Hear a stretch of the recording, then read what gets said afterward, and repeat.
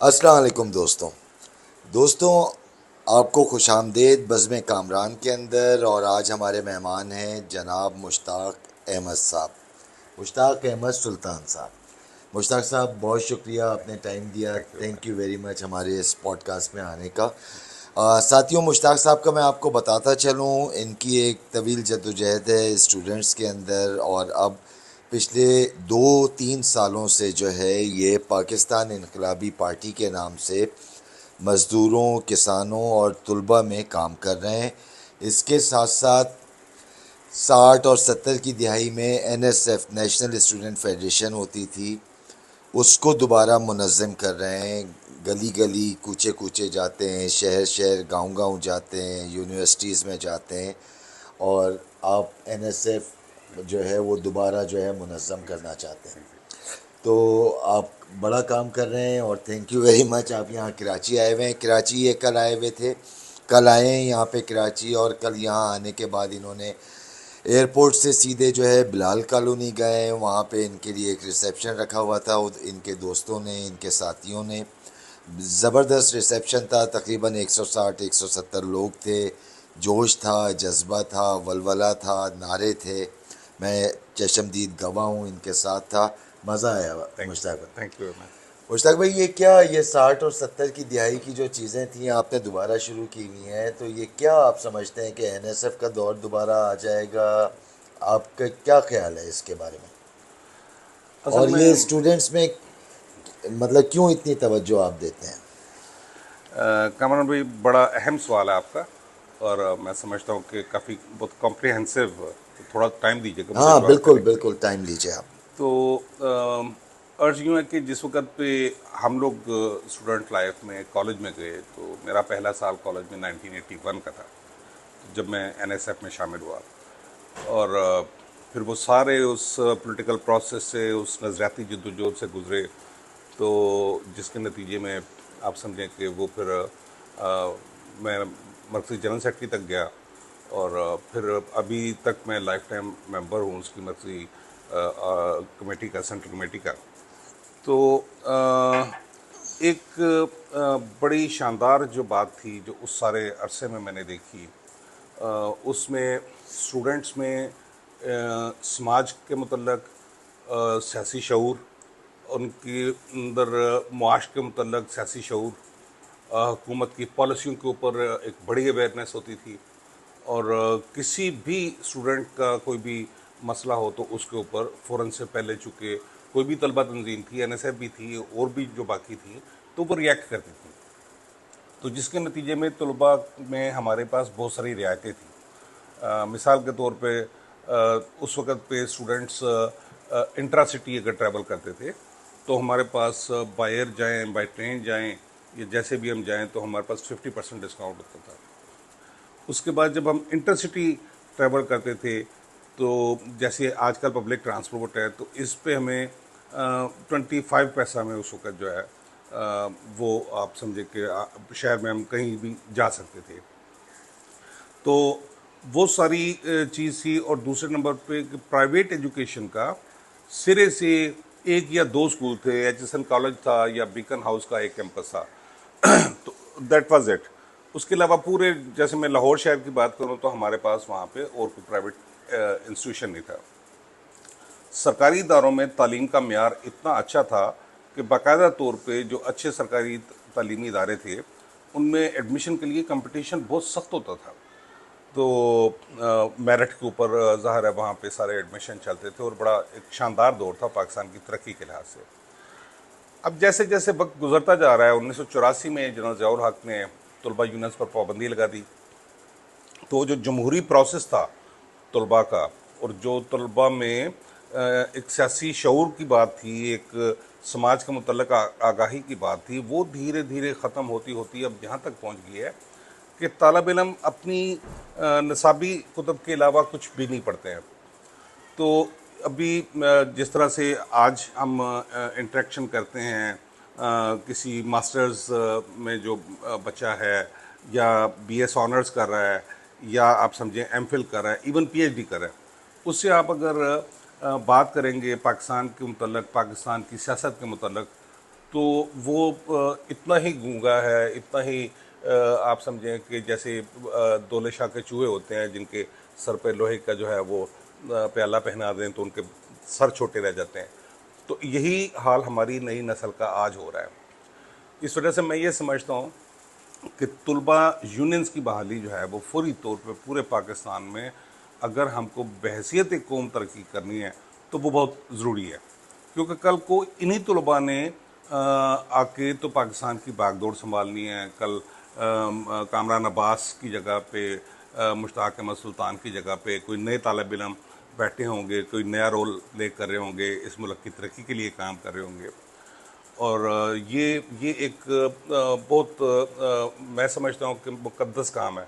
तो इसको हम बड़े दिल और जान से, न सिर्फ मैं बल्कि एनएसएफ के हमारे और भी दीगर जो साबका साथी थे, जो आज मुख्तलिफ़ इदारों में, मुख्तलिफ़ ममालिक में खिदमात सर अंजाम दे रहे हैं और पैसे जो है वो मतलब मुल्क के लिए कुछ ना कुछ जो है वो कमा रहे हैं। तो हम सब जो है वो मिलकर ऐसी जद्दोजहद कर रहे हैं। चलें, बहुत बहुत अच्छा काम कर रहे हैं। और इसमें खातिर ख्वाह कामयाबी आपको हो रही है, जी बच्चे आ रहे हैं आपसे जुड़ते हैं बच्चे। जी जी, क्योंकि बहुत। आज का दौर, क्या मैं कहूँ, ग्लैमरस दौर है कि मतलब नारे लग रहे हैं, बड़े बड़े जलसे, 1-1 लाख का जलसा, 40-40 हज़ार का जलसा। तो वो बच्चे उधर जाना पसंद करेंगे या आपके पास आना शुरू करेंगे? जो बुर्जुआ पॉलिटिक्स है हमारे मुल्क की, तो उनके साथ, या कल्ट फॉलोइंग होती है, पर्सनैलिटी के पीछे जाना चाहते हैं, मगर आपको मिलते हैं बच्चे जो आपके साथ आने को तैयार हो? अच्छा कामरान भी, इसमें जो बड़ी एक मज़े की बात है वो ये है कि देखें, हमारे यहाँ पे जो एक समझिए कि वोटर की उम्र की हद है वो 18 साल है। 18 साल का बच्चा जो है वो इंटर में दाखला ले चुका होता है, एफएससी में, एफए में वो दाखला ले चुका होता है। अच्छा, दूसरी तरफ जब ये इनको दाखिला करते हैं कॉलेज में या यूनिवर्सिटी में, तो इनसे साइन करवाते हैं कि जी किसी भी सियासी सरगर्मी में हिस्सा आपका नहीं हिस्सा लेंगे। लेना ममनू है।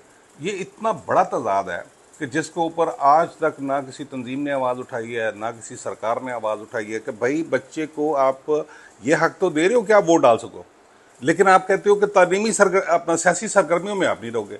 How is it possible? एक बच्चा इसी समाज में रहता है तो वो मतलब ये है कि यहाँ पे जो भी मुआशी तब्दीली होगी, जो टैक्सेस में तब्दीली होगी, जो हुकूमत के स्ट्रक्चर में तब्दीली होगी, क्या वो उससे लाताल्लुक़ रह सकता है? मुमकिन नहीं है। उसके पेरेंट्स इसी समाज में से उसको पैसे निकाल के कमा के उसकी फीसें देते हैं। तो एक तो ये चीज़ आ गई है। तो इसके साथ साथ दूसरी बात ये है कि जो ये ग्लैमर वाला बात है, ये आल्दो पूरे पाकिस्तान में मौजूद होती है, ये इसको हम निगेट नहीं कर सकते हैं।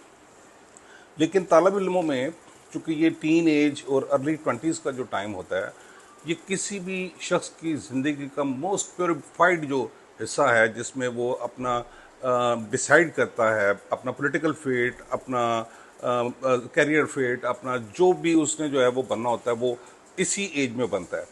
तो इस एज में यानी मैंने देखा कि हम जैसे 40s वाले, 30s वाले, 50s वाले, 60s वाले जो लोग हैं, हम लोग ज़रा चूज़ी हो गए होते हैं या और तरह से हमने हमारा सोचने का।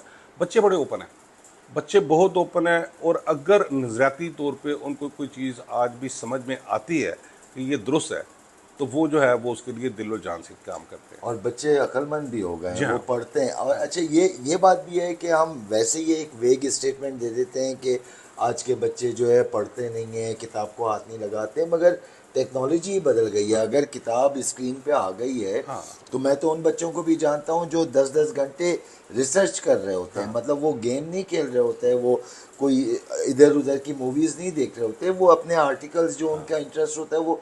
तो बच्चे समझदार हैं, हमारी एग्जैक्टली। आने वाली नस्ल जो है वो बहुत अक्लमंद नस्ल जी है। बिल्कुल, क्या आप ऐसे ही दुरुस्त, है ना? आप दुरुस्त कह रहे हैं कि जो हमारा जो 80s का, 90s का, 70s का जो दौर था, तो हमारे पास तो जो फास्टेस्ट कम्युनिकेशन ज़राए थे, एक नंबर पे तो बहुत महंगे थे, और दूसरे नंबर पे उसमें फैक्ट्स से ज़्यादा हमने कोई, और हम सोच भी नहीं सकते थे कि आज एक छोटे से स्मार्टफोन के अंदर जितनी हर एप्लीकेशंस चीज हैं, मौजूद है, हर चीज मौजूद है। तो तो ये देखिए बच्चा तो आज के दौर का बहुत बच्चा तेज है। अगर उसको कोई सही बात उसको लगी कि ये बात आपकी सही है तो वो बिल्कुल समझेगा, मतलब। बिल्कुल समझेगा। चले। अच्छा, एक और चीज़ आपने कहा कि 81 से आपका ताल्लुक एनएसएफ के साथ जो है जुड़ा और आ गया है।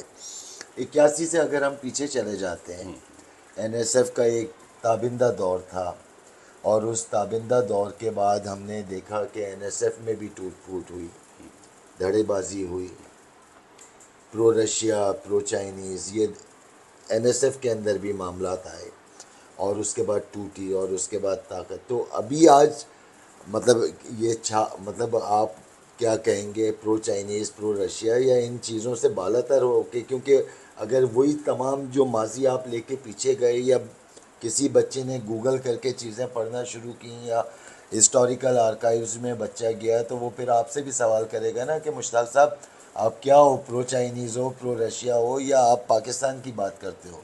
इसके ऊपर भी ज़रा थोड़ा बताइए। आपका आप वैसे बड़े क्लेवर आप नहीं नहीं, मैंने कहा ये क्लियर हो हाँ, जाए नहीं ना, नहीं नहीं, मतलब बड़ी बड़ी सवाल शानदार, आएगा ये बड़ी आने वाले शानदार टाइम आपने पे। बात की। देखिए, नेशनल स्टूडेंट फेडरेशन पाकिस्तान की सबसे पहली तलबा तंजीम है। उससे डीएसएफ वगैरह भी डीएसएफ, होता था पहले, मैं वो वही भी, हाँ। वही तज़किरा मैं हाँ करने लगा था कि पहले डेमोक्रेटिक स्टूडेंट फेडरेशन था एक, जी, जो पहला पाकिस्तान का प्रोग्रेसिव तलबा बिल्कुल का एक बिल्कुल। प्लेटफॉर्म था, और सारे मुल्क में उसकी बड़ी अच्छी जड़ें थीं। 1953 की तलबा तहरीक, मतलब बहुत सारे दोस्तों को आज भी वो याद होगी जो हमारी उम्र के हैं या हमारे से सीनियर दोस्त हैं। तो उस वक़्त पे किताबों में की कीमतों में कमी, और फ़ीसों में कमी, और हॉस्टल्स की तादाद में इजाफ़ा, ये ऐसे मसाइल के ऊपर स्टूडेंट्स ने वो शुरू की थी। तो उस वक़्त काफ़ी तशद्दुद हुआ तलबा पे। कराची से ये शुरू हुई, और उसके बाद ये सारे पाकिस्तान में फैल गई। तो फिर उस वक़्त के जो वज़ीर तालीम थे, उनको डीएसएफ के जो रहनुमा थे, उनसे नेगोशिएट करके अपोलोजाइज़ करना पड़ा, और हुकूमत को अपने फ़ैसले वापस लेना पड़े। तो हुकूमत के लिए एक बड़ी डिफीट थी। जैसे ही वो मामला इन्होंने हल किया, तो इन्होंने 1953 में ही सीटों सेनेटों के माहदे साइन किए। तो पाकिस्तान सियासी तौर पे आप समझें अमेरिकन ब्लॉक में चला गया, या सरमायादारी निज़ाम का जो ब्लॉक है उसमें चला गया। तो इन्होंने यहाँ पे communist party of Pakistan, DSF, और ऐसी बहुत सारी जो मजदूर तंजीमें थीं, उन पर पाबंदी लगा दी। तो 1956 में कराची यूनिवर्सिटी में एक तंजीम, कराची यूनिवर्सिटी के जो वाइस चांसलर थे, उनकी सरबराही में बनाई गई, जिसका नाम नेशनल स्टूडेंट फेडरेशन था। तो अब जो डीएसएफ के तालिब इल्म थे, उनके पास तो कोई प्लेटफॉर्म नहीं था, वो सारे के सारे एनएसएफ में शामिल हो गए। तो इस तरह से एनएसएफ, चूँकि ये नज़रियाती लोग थे, तो इन्होंने फिर उसके बाद जो है वो गैर नज़रियाती लोगों से क़यादत लेके एनएसएफ को चलाया। तो अब 1956 से एनएसएफ की तारीख शुरू होती है। अब जो 60 की दहाई थी हमारी, उस वक़्त पे ये प्रो रशिया और प्रो चाइना जो सवाल है वो पैदा हुआ, और वो एक नज़रियाती, प्योरली नज़रियाती क्वेश्चन था कि जो प्रो रशिया लोग थे, वो लेनिन और उसके बाद स्टॉलन, उनके तरीक़ेकार, उसको जो है वो, और अभी तक जो उनकी कम्युनिस्ट पार्टी का सिलसिला चल रहा था, तो उसके ऊपर वो एक राय रखते थे, और वो समझते थे कि वो सारा दुरुस्त है। और दूसरी तरफ जो प्रो बीजिंग लोग थे, वो ये समझते थे कि वक्त गुजरने के साथ साथ स्टॉलन के बाद पार्टी नज़रियाती तौर पे कंप्रोमाइज़ होना शुरू हो गई है, क्योंकि किसी भी मुल्क की जो, स्टालिन के बाद, हाँ, स्टालिन 1953 के के बाद, जी हाँ, बाद, स्टालिन के बिल्कुल। बाद। तो वो यूं हुआ कि भाई, जैसे मिसाल के तौर पे चाइना का आज भी एक बहुत बड़ा पॉइंट उनका ये है कि किसी दूसरे मुल्क में ये इंटरफेरेंस नहीं करते, किसी दूसरे मुल्क में ये कम्युनिज़म को एक्सपोर्ट करने की कोशिश नहीं करते, बल्कि अपनी जो समझें कि वहाँ के जो मरूजी हालात हैं, अगर उसके नतीजे में किसी मुल्क में कोई ऐसा इंकलाब बपा होता है, तो वो उसकी वो करते हैं। तो 60 की उस दहाई में वो सारी नज़रियाती जद्दोजहद थी, जिसमें हमारे जो प्रिकर्सर्स थे उस वक़्त पे एनएसएफ के, तो उनके दरमियान में भी एक स्प्लिट हुई, जिसमें काज़मी साहब का एक जो है वो ग्रुप बना, और दूसरी तरफ मिराज मोहम्मद ख़ान साहब थे, और डॉक्टर रशीद हसन खान थे, तो इनका एक ग्रुप बना। तो काज़मी साहब का ग्रुप जो है वो ऑब्वियसली कुछ अर्सा गुजरने के बाद वैनिश हो गया, और ये लोग जो नज़रियाती जदोजहद कर रहे थे यही उसको लेके आगे बढ़े। उसके बाद दोबारा काफ़ी स्प्लिट्स जो है वो एनएसएफ को देखनी पड़ी, कुछ नज़रियाती बुनियाद पे, कुछ हुकूमती ज़राए की या हुकूमती महकमों की इंटरफेरेंस की बुनियाद पे। तो उस सब को सर्वाइव करते करते एनएसएफ आगे बढ़ती चली गई, आगे निकलती चली गई, और आज तक आपके सामने जो है वो काम चल रहा है। तो ये स्प्लिट जो है ये एक तरह से यूँ समझ लें कि तुलबा सियासत में ये एक तरह से पार्ट एंड पार्सल है। हम किसी को ब्लेम नहीं कर सकते, लोग जिस चीज़ को अच्छा समझते हैं उसके साथ। लेकिन अभी थोड़ा सा एक ट्रेंड हमने इंट्रोड्यूस करवाने की कोशिश की है कि भाई आप एक लेगेसी, खाली एक लेगेसी या जो हिस्ट्री है एक तंजीम की, उसको हाईजैक करने की कोशिश ना करें, सब अपनी अपनी स्ट्रगल करें। और पाकिस्तान के तलबा के मसाइल के बारे में हल जी करें, हाँ, हम मसाइल को हल करने की एग्जैक्ट कोशिश एग्जैक्ट करें। देखिए, इस वक्त जो तलबा का सबसे बड़ा मसला है वो ये है कि तलबा के पास जो है वो आज प्राइवेट तालीमी इदारों की एक बहुतात हो चुकी है, और वो 80s में जैसे मैंने आपको बताया कि उसका तसव्वुर नहीं था। और स्टैंडर्ड इतना फ़र्क हो गया है, प्राइवेट मतलब अच्छे टीचर्स वो हाँ, हायर कर लेते हैं, अच्छे बच्चे मतलब जो पैसे वाले बच्चे हैं मिडिल क्लास के वो उधर चले जाते हैं, 80 तो की दहाई में ऐसे फ़र्क आ मैं गया है। आपको बताऊं कि अगर जब मेरा दाखला वहाँ पे हुआ फार्मेसी में, तो वहाँ 87 मेरी 87 रुपीज़ मेरी सालाना फ़ीस थी, और वो फ़ीस जो है वो चलती रही काफ़ी अर्सा, जो है वो चलती रही। उसके बाद पहला काम तो ये किया गया कि सरकारी तालीमी इदारों में भी इवनिंग शिफ्ट का आगाज़ कर दिया गया, जहाँ पे जो लोग का मेरिट नहीं आता वो ज़्यादा पैसे दे के वहाँ पे दाखला ले सकते थे। और दूसरा काम ये किया गया कि प्राइवेट तालीमी इदारों को खुल के खेलने की वो इजाज़त दे देगी। हालांकि आईन पाकिस्तान सबसे पहले तो ये गारंटी करता है, जो बुनियादी हकूक़ के हमारे आर्टिकल्स हैं उसमें 25A एक आर्टिकल है, वो 25A आर्टिकल ये कहता है कि पाकिस्तान में पैदा होने वाला हर बच्चा, उसकी तालीम रियासत की पाकिस्तान की जिम्मेदारी। जिम्मेदारी है, और वो 11 साल की तालीम है, प्राइमरी से लेके मैट्रिक तक की तालीम है, जिसकी गारंटी हुकूमत पाकिस्तान की है। अब इस आर्टिकल की हम बाज़गश्त कहीं आज तक हमने नाम नहीं सुना इसका कि कहीं पे किसी सियासतदान ने इसके मुतल्लिक बात की हो कि यार हमारी कौम है, हमारे बच्चे हैं, कल को हमारा मुस्तकबिल है, इनका जो है वो ह्यूमन रिसोर्स इनमें से एक अच्छा और स्किल्ड निकालना वो हमारी ज़िम्मेदारी है। तो वो उसके लिए कोई ऐसी चीज़ हमारे सामने नहीं आती है, और इसी को दे दिया गया प्राइवेट कॉलेजेस में और प्राइवेट तालीमी इदारों को। तो पाकिस्तान में हर वैरायटी का आपको प्राइवेट स्कूल और प्राइवेट कॉलेज मिल जाएगा, यानी 1500 रुपये 500 रुपये फ़ीस से लेके आप 50,000। हज़ारों तक जो फ़ीस है उसके तालीमी इदारे आपको हर गली में, हर मोहल्ले में, हर इलाके में आपको नज़र आ जाते हैं। यानी यूँ समझ लें कि जिसके पास जितना पैसा है वो वैसी तालीम ले ले। अब जो बच्चा फॉर एग्ज़ाम्पल प्री मेडिकल में इंटर करता है, तो अगर उसके 90% या उससे ज़ायद नंबर हैं तो वो जाएगा सरकारी मेडिकल कॉलेजेस में, और उसकी फ़ीस जो कि अभी काफ़ी वो भी बढ़ गई है, लेकिन फिर भी प्राइवेट की निस्बत बहुत कम है, मतलब दसियों गुना दर्जनों गुना कम है। तो अगर वही बच्चा उसके नंबर जो है वो 3 नंबर कम है, फॉर एग्ज़ाम्पल 89% हैं, तो उसका सरकारी तालीमी इदारे में जब वो दाखिला नहीं होगा तो वो प्राइवेट में जाएगा। प्राइवेट तालीमी इदारों में जो इस वक्त पे सालाना फ़ीस है वो 25,000 से लेके 35,000 50,000 तक जा रही है। यानी जिन पेरेंट्स के पास इतने पैसे हैं वो अपने बच्चे को डॉक्टर बना लें, और जिन बच्चों के पास नहीं है, और यहाँ पे 60% नंबरों वाले तक बच्चे जो है वो दाखिल होते हैं। तो अब ये 30% का मेरिट का गैप है, जिसको हम जो है ना वो यानी कि हम वेलकम कर रहे हैं, क्योंकि पैसे आ रहे हैं, चूँकि वो एक कारोबार है।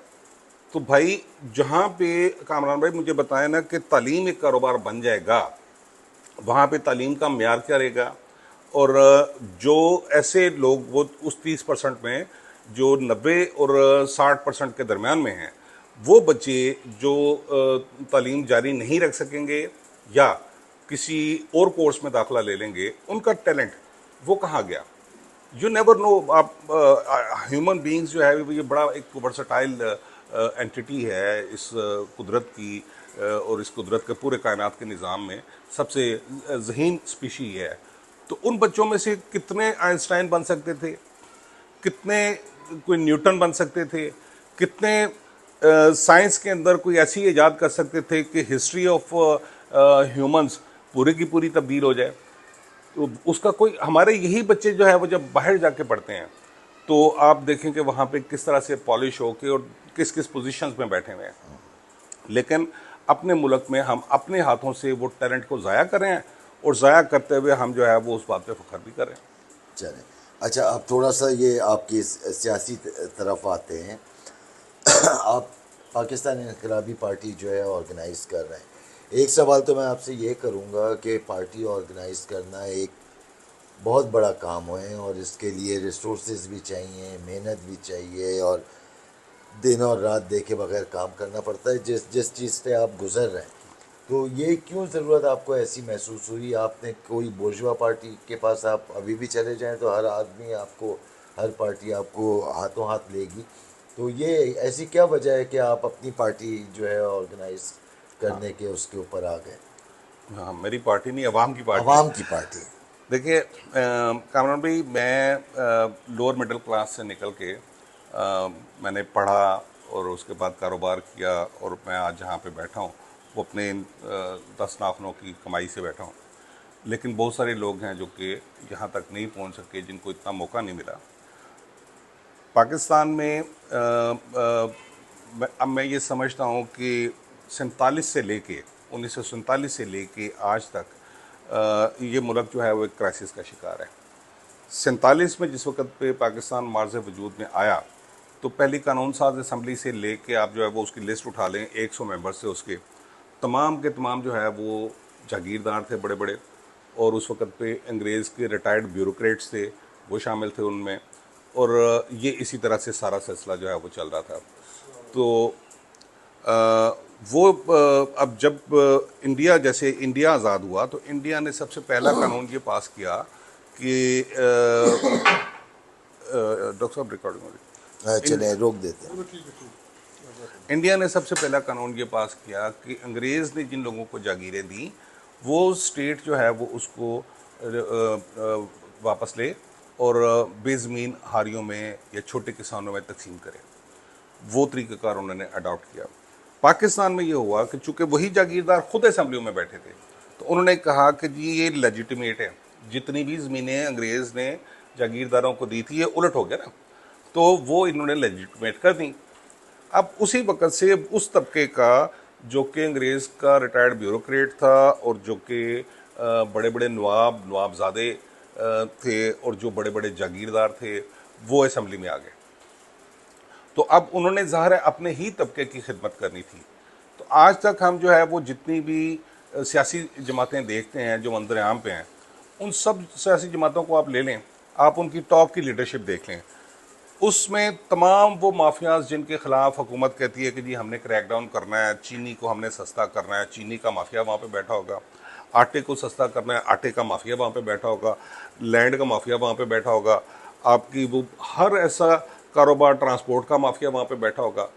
यानी कि अगर जो है ये ख्वाब देखा जाए आज कि जनाब इस असम्बली के ज़रिए या ऐसी असम्बलियों के ज़रिए पाकिस्तान की तकदीर तब्दील हो सकती है, तो नहीं हो सकती है।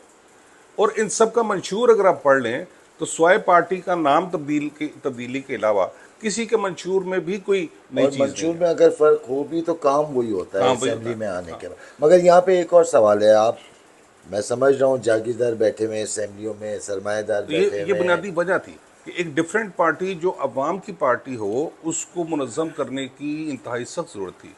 तो हम लोग जो NSF के साबका तालिब इल्म थे, हम लोगों ने इस बात पे काफ़ी सोचो विचार किया। और आप ठीक कहते हैं कि उस वक्त पे बड़ा आसान था कि भाई हम भी कहीं मुस्लिम लीग पीपल्स पार्टी में किसी में चले जाते और जाके कोई सेनेट वेनेट की सीट ले लेते, कोई असम्बली की सीट ले लेते, तो ये बड़ा आसान काम था। लेकिन ये तो मतलब फिर उसी सिस्टम के अंदर रखते हुए अवाम को धोखेदही की जो बात है, तो वो हम भी उसी में शामिल हो जाते, तो हमारा ज़मीर ये गवारा नहीं तो करता था। मुश्ताक भाई, विद इन सिस्टम तो चेंज बड़ा मुश्किल है। जिन लोगों की एम्पावरमेंट की आप बात करते हैं उनको आप इलेक्शन लड़ा के असेंबलियों में तो नहीं पहुंचा सकते हो, आपको तो कोई नहीं पहुंचने देगा असेंबली में। इसके बारे में क्या ख्याल है आप? नहीं नहीं, ऐसा नहीं है, ऐसा नहीं है। देखिए, तकरीबन 98% वो क्लास है जो असेंबलियों से बाहर है और जिसकी कभी एक्सेस नहीं रही असेंबलियों तक, असेंबलियों में इलेक्शन तक उनकी कोई एक्सेस नहीं रही।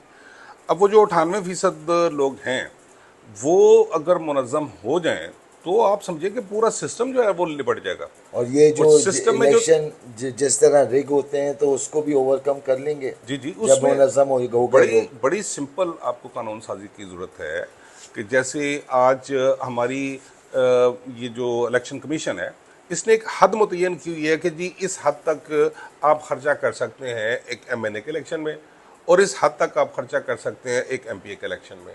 तो एक लोअर मिडिल क्लास जो है, अगर उस लिमिट्स में रह के इलेक्शन लड़ना पड़े तो लड़ सकता है। मैं आपको बताता हूं कि आज अभी पहले तो ये 25 लाख और 12 लाख था, अब इन्होंने उसको 50 लाख और 25 लाख कर दिया है। एमएनए के लिए 50 लाख और एमपीए के लिए 25 लाख। तो इसको इस तरह से लिमिट किया जा सकता है कि भाई आप जो है वो इसको फर्दर डाउन करें और आम लोगों को इलेक्शन में हिस्सा लेने की इजाज़त दें। एक तो बात यह है। दूसरा यह है कि आज हमारा जो भी एमपीए एमएनए असेंबली में आता है, वो करोड़ रुपया, मतलब दसियों करोड़ों दर्जनों करोड़ों रुपए जो है वो खर्च करके वो वहाँ तक पहुँचते हैं।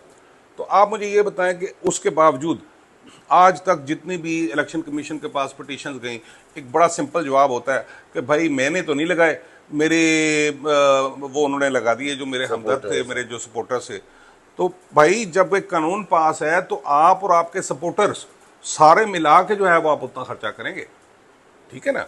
तो ये चीज़ को अगर नाफज कर दिया जाए तो पाकिस्तान की सियासत नजरियाती सियासत भी बन जाएगी, और फिर जो है वो अवाम इस बात को देखेंगे कि जी इसने अगर जो है वो हमारे मुतालबात जो इसने जो मंशूर दे के ये इलेक्शन में इन्होंने वोट लिए थे, तो ये अगर नहीं आए तो हम कोई और तब्दीली देखें।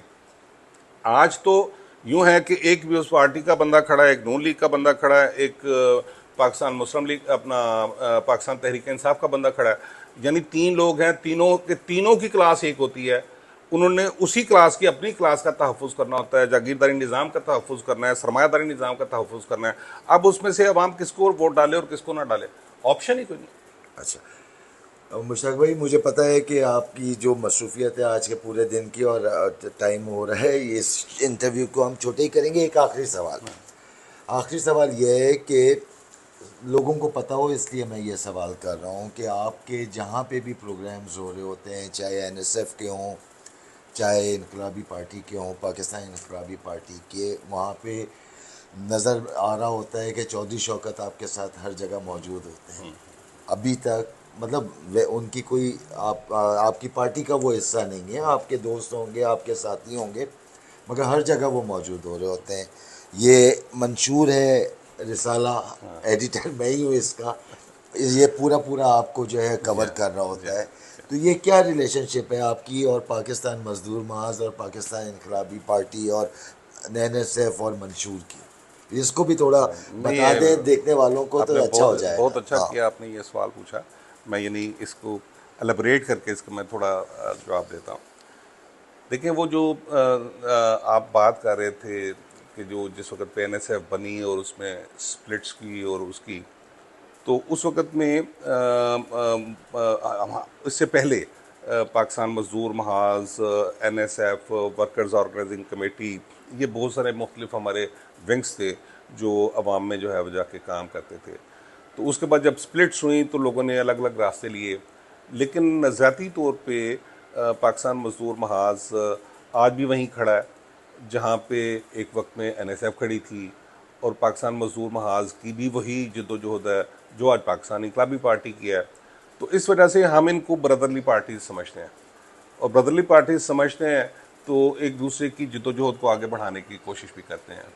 और चौधरी शौकत को ये कहना कि चौधरी शौकत साहब का ताल्लुक अब पाकिस्तान इनकलाबी पार्टी से नहीं है, ये भी एक ज़्यादती ये है। भी जाती है। क्योंकि बहुत सारी जगह पे जब मैं नहीं होता, जब मैं जैसे वही मैं हो। पिंडी में नहीं हूँ, और मैंने एक तो और बात देखी है कि ये मतलब मोहब्बत है आपकी कि आप अपनी तमाम सीनियर क़यादत के बाद चौधरी शौकत साहब को बुलाते हैं, ये वो उन्होंने मुझसे कहा, और जब वो आते हैं स्टेज पे तो आप खुद नारे लगाने के लिए आ जाते हैं। जी ये सही बात है। नारे असल में किसी शख्सियत के लिए नहीं है, उसके नज़रियात के लिए, उसकी स्ट्रगल के लिए। चौधरी शौकत साहब की एक लंबी हिस्ट्री है, पाकिस्तान के एक बुज़ुर्ग सियासतदान हैं, ख़ास तौर पे तरकीब पसंद सियासत के एक बहुत सीनियर लीडर हैं।